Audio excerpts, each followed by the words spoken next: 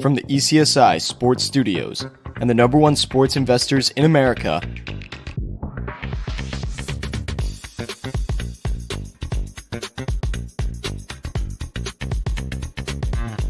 we bring you the closing bell. As the market closes, legends Jeff Dawson and Riley Magnuson bring you all the sports investing tips for tonight's matchups. If you want to learn more from the two legends at the desk, make sure you stay tuned to the closing bell. Good afternoon, sports fans from all around the globe. This is East Coast Sports Investors Closing Bell for Wednesday, October 11th. I am your potentially solo host for the afternoon here, evening. Riley Magnuson. Jeff Dawson's got a appointment with Mr. Pepe on Sports Map Radio tonight. Not sure if he's going to be joining us or not, but we will get into the slate for this Wednesday evening and get the hell out of here. As you may know, we've got plenty of baseball action tonight. Instead of 4 games, we get 3 games with the Texas Rangers closing out the Baltimore Orioles last night in Texas. Quick 3-game sweep. As we were saying, it a little bit of a, not going back to Baltimore situation in one quick sweep. Obviously, a lot of people hoping the Baltimore Orioles were going to have a little more fun than that, but nonetheless, it was not in the cards for them. Nathan Eovaldi was absolutely fantastic yesterday, as he has been throughout a large part of his postseason career.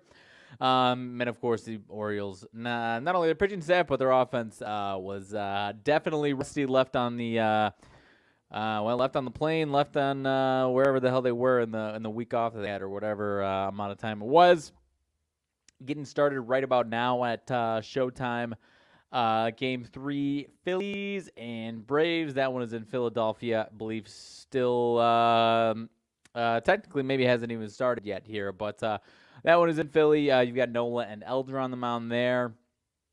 Not sure which way I'm leaning. Honestly, I'm kind of leaning on the Braves side of thing today, and we'll see what happens tomorrow. But honestly, I the one thing I saw with that game, I don't know if anyone still has time to do it or not. I can't remember what the sports book was on Twitter, but Bryce Harper, the most bet prop for home runs I believe for that game and probably any game that's going on today. I could be wrong about that, but at least for this game for sure. I think there's some value on at least 1 or 2 Braves hitters today. Matt Olson being one of those guys, Austin Riley, Ronald Acuna, any of these 3 guys, I don't believe have hit a home run this postseason, and you might say are the D word, but nonetheless, can have some success against Austin Nola. And could be motivated here to get things rolling for themselves. Matt Olson at least has been kind of just not going through the motions. Obviously, it's postseason, but has not really made his impact at the plate. Felt too much here for the first couple of games, so I think one of these guys, and I'm going with Matt Olson to make a little bit bigger of an impact today, this afternoon, and potentially get that win for the Braves. But that one is getting underway right now.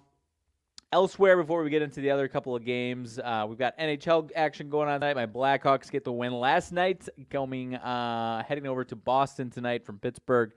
Last night, that is the only team that played yesterday that is playing in here today. A little back-to-back. We've got 5 other games other than that one, so 6 total, couple of TNT national games. I'm not a hockey guy. I watch Blackhawks. I do what I can, but I can't be of much service to you. I'd be lying to myself and all of you if I tried to give you any serious recommendations for the hockey slate tonight. Maybe pump the brakes on the Blackhawks, even bigger underdogs than they were last night. But I think Connor Bedard, as far as that is concerned, kind of got his feet wet a little bit last night, had an assist, made some nice plays, made some, looked a little bit like a rookie at certain times, but I think that's exactly what you need and get yourself your feet wet. So I think he could make a bigger impact tonight. If you're doing anything with the Blackhawks, maybe just do something with him if you're hell-bent on the Blackhawks tonight. But I will not be. You've got Canadians, Maple Leafs on ESPN. Bags all of these games, not on TNT or on ESPN Plus. Canadians, Maple Leafs big favorite. Senators, Hurricanes. I'm seeing about -190 now. And then you got 3 earlier games, 3 late games. Jets, Flames. Flames minus 135. Canucks, the only home dog, I believe. No, one of 2 home dogs here. Canucks home dogs to the Oilers. Oilers about minus 155, and then the Avalanche are only minus 125 at the LA Kings. So the Kings are the other home dogs tonight. That is on TNT as well tonight. Beyond that, we've got what is the college football slate? FIU hosting UTEP. Decent little slate last night. Talked about that. Only 2 games tonight. Sam Houston and New Mexico State is the other one there. Sam Houston 0-5 team up against 3-3 New Mexico State. New Mexico State 3.5-point favorites at home there. Could be time for a little Sam Houston to show up a little bit. They've had a very one thing to look at, and instead of looking blindly at these records and seeing an 0-5 team up against a 3-3 team, if you got a Sam Houston team that's 14-0 loss to BYU, nothing to shake a stick at, 13-3 loss to Air Force. Got smoked by Houston. Obviously not great there. Houston not as good, but obviously still a Big 12 team. Close game overtime with Jacksonville State, and a close loss to Liberty, who we saw last night as well. So the point is, I don't think they're as bad as their record says. And New Mexico State 3-3 has hit a little bit lighter of a schedule to this point, you might say for sure there. They've got wins over Western Illinois, FCS opponent, New Mexico, and FIU last week there. So I'll go ahead and get on record and lean towards Sam Houston, at least covering there, maybe even winning that one outright. And I don't have too strong of thoughts on UTEP and FIU. UTEP, a 1-5 team. Another team that's played some tough competition. Got another Jacksonville State game. Close, hung in with that one. Beat Incarnate Word, another FCS opponent. Got smoked by Northwestern, who obviously is not a good Big Ten team, but still, I think at least a little better than people are giving him credit for coming into this one. Lost to a Pac-12 team in Arizona. Lose to UNLV, another tough team, and Louisiana Tech. So another team that should not be looked at as bad as their record says, a 1-5 there. With UTEP having a little bit of an easier schedule, as is the case with the same thing here. So I guess I'll say one of these underdogs is going to win.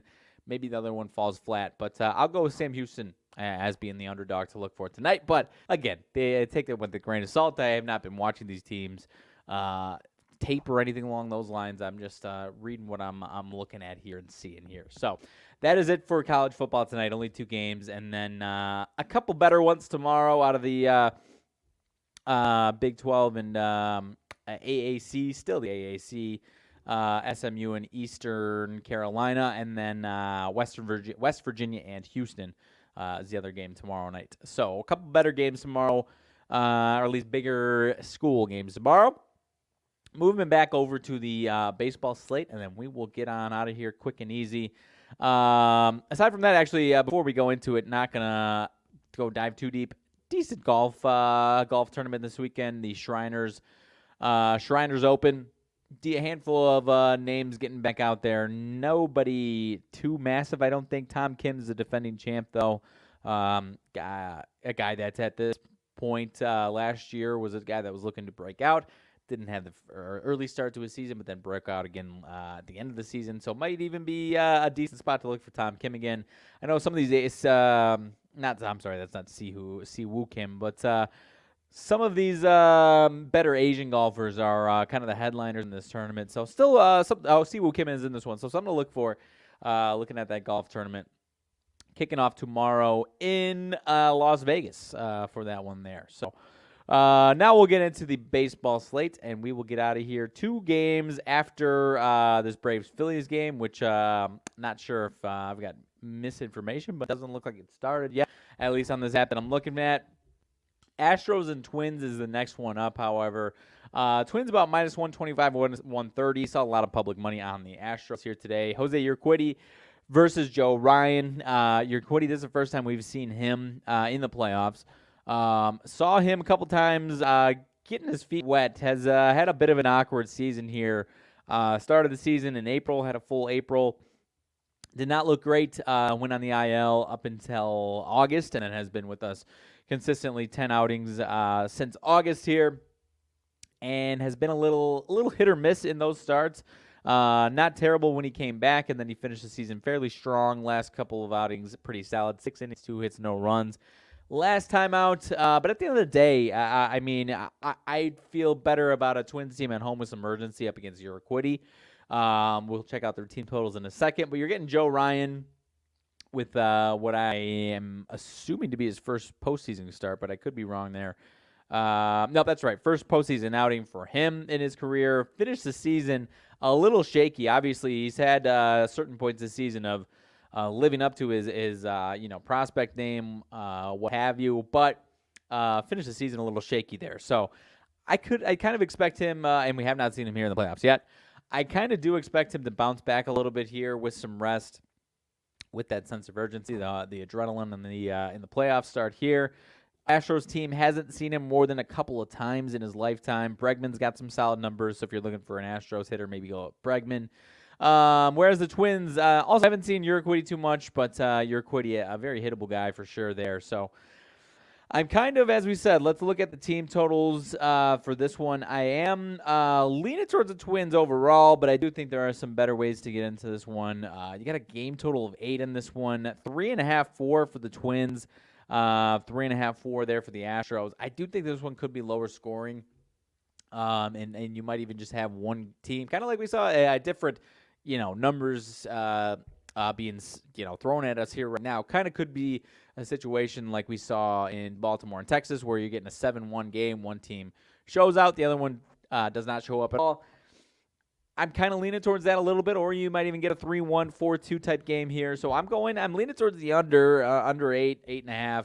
But I'll lean with the Twins getting the win here. I might even prefer them in the first 5. You can get minus 132 in the full first 5, or you got to get the minus the hook, get plus money there. But at the end of the day, I do like Joe Ryan in the spot here up against Urquidy, who I think could look like that hit or miss guy, and maybe a little closer to the miss. Maybe not getting blown up at the very least. I don't expect him to be too sharp here tonight, whereas I think we could see a sharp Joe Ryan. So I kind of like the Astros in the first 5 more than anything out of this game here. I'm not saying I'm nervous about the back end, but I guess I'm trusting Joe Ryan and this Twins team to jump on Urquidy and Joe Ryan to stabilize them a little bit there. So I'm going to go to the Twins' first 5 tonight over anything else. Dodgers and Arizona is the other one to look for tonight. Dodgers obviously up 2-0 in that series. They are the home dog. They get their 2 aces potentially coming the next 2 games if it has to go to that point. You got Brandon Pfaadt tonight, who let me double check what he did first game out in that series against the Brewers, because I know he did start there. He is going to get up against Lance Lynn for the Dodgers, making his first start of the postseason. But Brandon Pfaadt, 2 2/3, 7 hits, 3 earned runs against the Brewers. They did win that game 6-3, but obviously was not very good there. Was a little hit or miss when we did see him there towards the end of the season. Had some really, really good outings. A little bit of shakiness here at times. Was a decent back and forth candidate to some degree. So I'm not suggesting he's going to blank the Dodgers here, but he could be better than what we saw for 2 2/3. Again, with potentially Zach Gallen and Merrill Kelly. I have drawn a blank on what the order might be of those two, but nonetheless, with those 2 guys coming down the pipe potentially, the Diamondbacks are probably going to use a little bit more of their bullpen. Hoping to use more of their bullpen potentially if Pfaadt gets into trouble. Then they would be planning to in either of those 2 games. So Brandon Pfaadt might not go too far into this one. But we talked about Lance Lynn a little bit yesterday. A guy that you're probably going to know what the situation is in the first few innings here. If you're getting the bad Lance Lynn, then he's loading the bases up probably the first couple of innings here, or getting a lot of runners in scoring position. If not, then he's going to be cruising in kind of that bulldog mentality that we've seen. Obviously, I've gotten a closer look at Lance Lynn. He can absolutely rise to that occasion and be a top-of-the-line starter. And then there's times where he looks a little shaky. So it's a situation where you're going to know early. As far as the game is concerned, I don't know what the Dodgers offense is going to do, quite frankly. They could put up 2 runs. They could put up 12 runs. I really don't know what you're getting out of that. And I don't quite know what you're getting out of Lance Lynn. But if you can get plus money on the Diamondbacks over 4.5, maybe their pitching is terrible tonight, but they might get over 4.5 because of Lance Lynn not having quite his best stuff. Even if he's been good, he gives up a lot of base runners, a lot of runners in scoring position, gets into a lot of trouble that he's either got to work himself out of or he's not able to work himself out of. So if I'm doing anything, kind of looking at that Arizona team total over 4.5 for this Arizona offense here. Again, not sure what you're going to get out of the Diamondbacks pitching staff up against this Dodgers offense. I really don't know. I'm kind of throwing my hands up on that side of things. Because at the end of the day, the Dodgers do have the sense of urgency, so I'm not saying I'm leaning towards the Diamondbacks on the game. I just think you could still see a nice offensive performance from them and have plenty of opportunities to get to that 4.5. May not get there, but I guess I'm saying is if I'm doing anything, I am still looking at that Diamondbacks team total. But obviously that is what we got here, and now that first game is underway through the first inning 0-0. No homers either way, no runs either way, still 0-0 out of that one. I believe the Nationals, good. Phillies went 1-2-3 if I'm not mistaken. But nonetheless, that is it for the baseball slate. That is it for Wednesday slate as a whole for the most part here. I know we didn't get into the weeds with the NHL, so I do apologize for that. I can't help you out too much there. But nonetheless, this is obviously a fun, quick show to get in and out with the baseball slate going on tonight. I guess I'll try and lay down another home run prop. I'll go with the Twins, and I will go with, I guess give me a Correa homer, for God's sakes. Why not? It hasn't been too successful in this series. Or I should say yesterday. I'm sorry. Yeah, that was yesterday. He was solid the first 2 days, 2 and 3 hits each of the first 2 days. I was looking at yesterday is what I was trying to say there. 1 for 4. Been hitting the ball. Let's give me a Carlos Correa home run against his former team here as maybe the difference in the game potentially there. So that is where I'm going with my home run prop for tonight. I'll leave the night one off, but maybe looking at Diamondbacks team total there. So that is it for me. If you want some other news, I'm seeing some rumors at the White Sox on my chest here. Got to give my chance to give that out there. Expected to go after Salvador Perez and second baseman / outfielder Whit Merrifield this offseason. Could be 2 solid additions. Might be 3-4 years too late for my liking, but nonetheless, need a little bit of an upgrade as far as a couple of those positions are concerned. Good veteran leadership there. So I would not be too upset at that, but like I said, would have preferred that maybe 2, 3, 4 years ago. So nonetheless, that is the news I saw that was worth mentioning there. But aside from that, we're getting it out of here in about 15, 20 minutes. So I do believe we will be back tomorrow talking whatever we got going on, baseball slate tomorrow, college football, a couple games that I mentioned, and then obviously the NFL Thursday night football game. So without further ado, and then, of course, whatever any NHL games we've got going on and anything else we can preview for the weekend there. So without further ado, I will go ahead and get on out of here. Thank you all for stopping by on this short little Wednesday slate and short little show. Thank you all very much for the support. I will see y'all tomorrow.